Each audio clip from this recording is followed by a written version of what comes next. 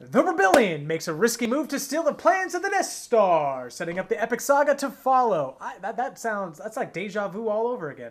Hey guys, how's it going? This is Michael. Deja vu all over again, as in you just experienced deja vu again? It's a famous saying, Kyle. This is Kyle. And this is our third trailer reaction, the final trailer reaction to Rogue One, a Star Wars story. That means we're getting the movie soon, right? With that means we're getting the movie soon, right? Yes, it should be coming up in the next few weeks here. Isn't it December sometime? December something? Do you know?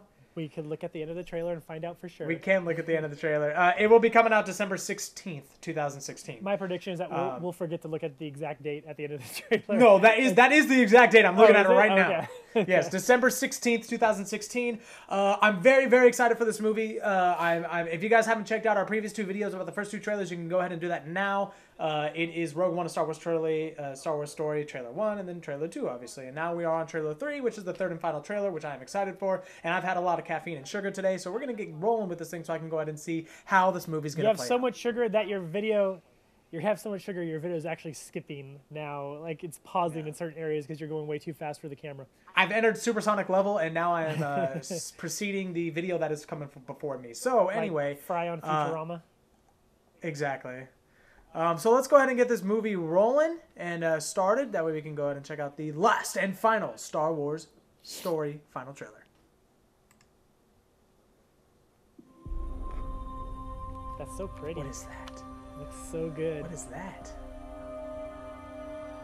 Jin, whatever I do it to protect you. So you understand? I understand. Don't do it.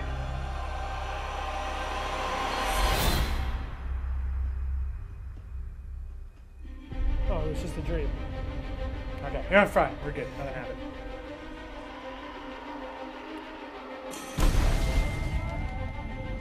You want to get out of here? Our rebellions is all sick. that remains to push back the Empire. You think you might be able to help us? When was the last time you were in contact with your father? What is this? It appears he is critical to the development of a super weapon. If my father built this thing, we need to find him. All right. How many do I need? They are requesting a call sign. It's, Rogue One. He said it. The power that we are dealing with here is immeasurable. If the Empire has this kind of power, what chance do we have?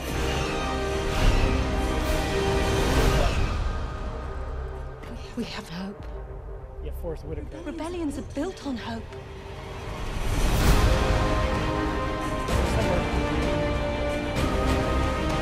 They've no idea we're coming. Take hold of this moment. The force is strong. Make 10 men feel like 100. That was a hit. That was We'll take the next chance.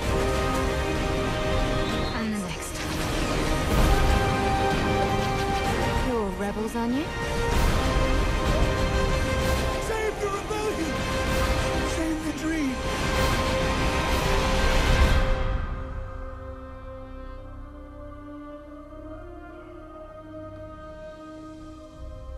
December 15th. Okay, in IMDb it says December 16th. That is a lie. I want to recount. A recount of how many days are in December? Is that what we're recounting? I don't think they decided correctly. That was super epic. I mean, that to me, that trailer was different to me than the previous trailers. That trailer to me kind of felt like it felt like I want to compare it to Lord of the Rings, to be honest. Like, it felt like it was a journey. It felt like it was a saga, if you will. It didn't feel like it was this action-packed.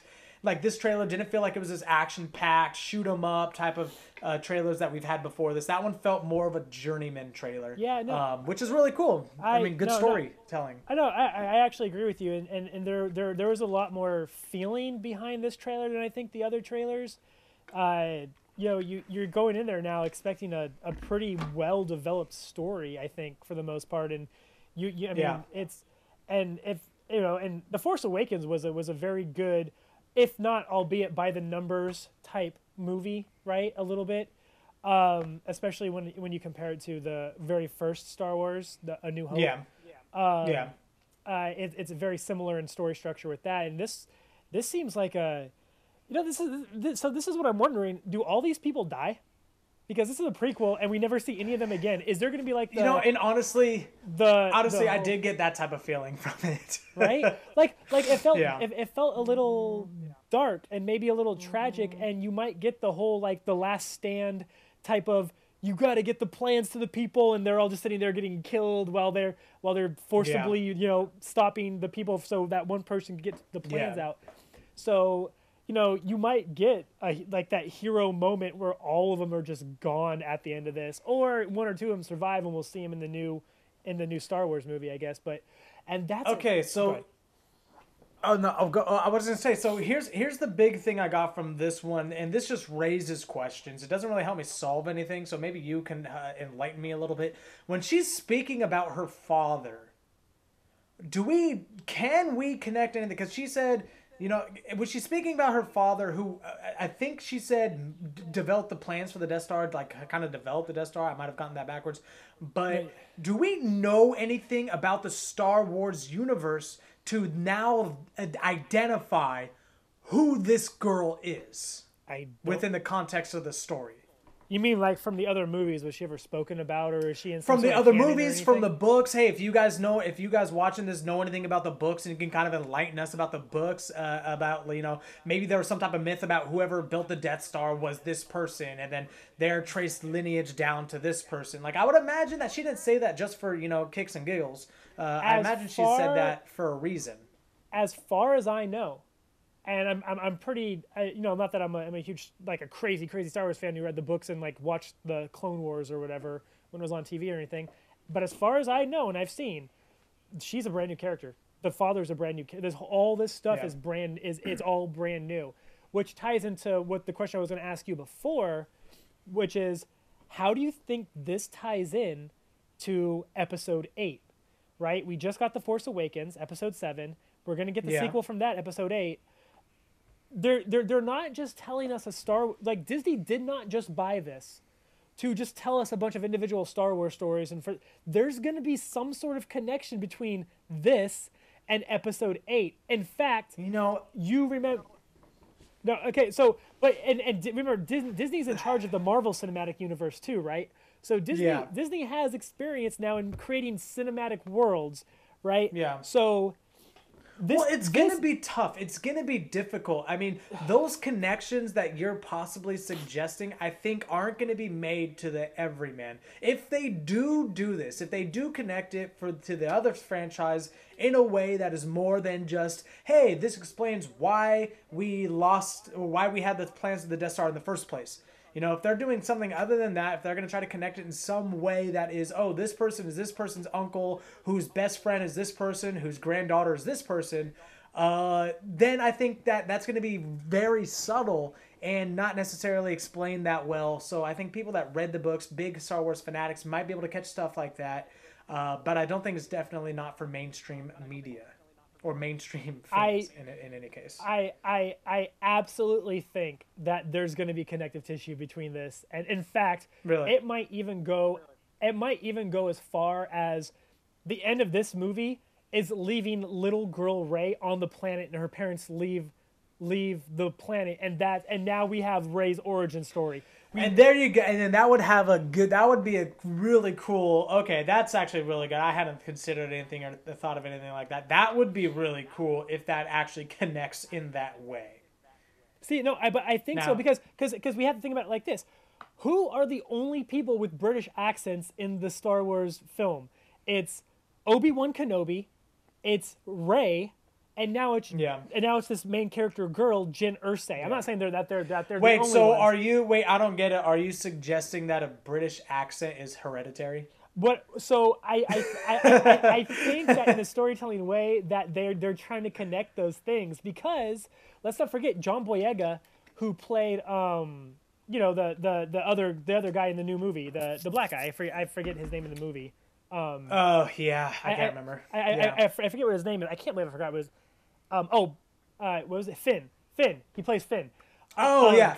So Finn, he plays Finn. He's a British actor, and they intentionally said do an American accent. So it's not. This isn't just like these actors are being casted. There's some sort of behind the scenes story between Obi-Wan, between Jyn Erso, our new girl, the rebel girl, and Rey, who is now our future heroine of the series. So yeah. I think so. Not that it's hereditary, but I think honestly, in a story, I was saying it jokingly at first, but Yeah. in a storytelling way, it can be hereditary, Right. just like just to show if, that they're related. It's an extra step to show that they're all related. Yeah, in some yeah. way. So I'm not saying that in fact that she's related to Obi-Wan in any kind of way, but I'm just saying there's too much of a coincidence for this not to be like that. And Disney would not make this movie without, because what if this Jyn Erso girl, this rebel girl, right, is Rey's mom, and that's who Rey, because Rey's lineage is a big deal in this world, and who Rey's parents are a big deal. So now what if they're sort of retconning, right, retroactive continuity? What if they're going back and changing a little bit of Star Wars history so now you've built Rey into a character. Now Rey has a past with like the Death Star and Luke Skywalker and everything that happened before, and I think that's what they're doing. And I think they're very clever in their advertising for this movie, because they've marketed this as a standalone movie. But there is no way Disney buys spends $4 billion on Lucasfilms and gets the Star Wars property and making 6 movies without having one. A way to connect them all. Giant overarching. It doesn't even have to be a giant but like a plan.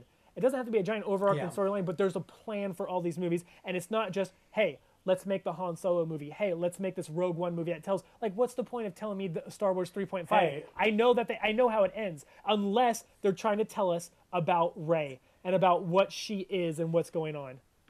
That's a very interesting point. I cannot wait for the movie to come out and for all this to be over and to just watch you fall flat on your face, because anything you say holds zero bearing on what is possibly happening. I know it's gonna happen, but so now I'm setting myself up for disappointment, because if that doesn't happen and we don't get more Force Awakens answers in this movie, I'm gonna be a little disappointed.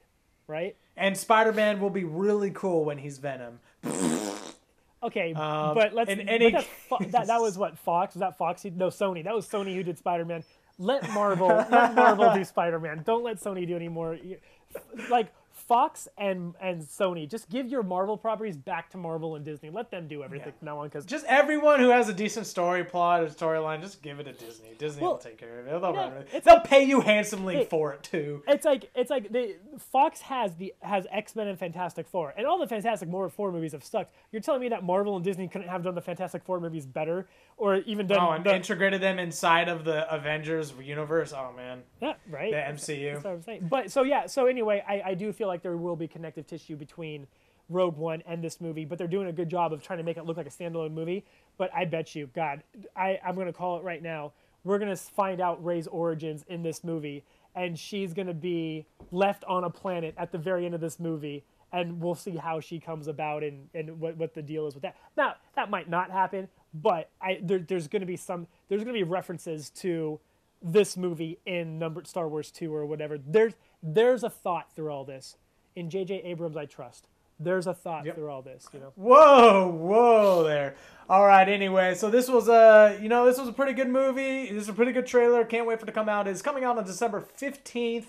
Can't wait to see it. Definitely seeing it in theaters.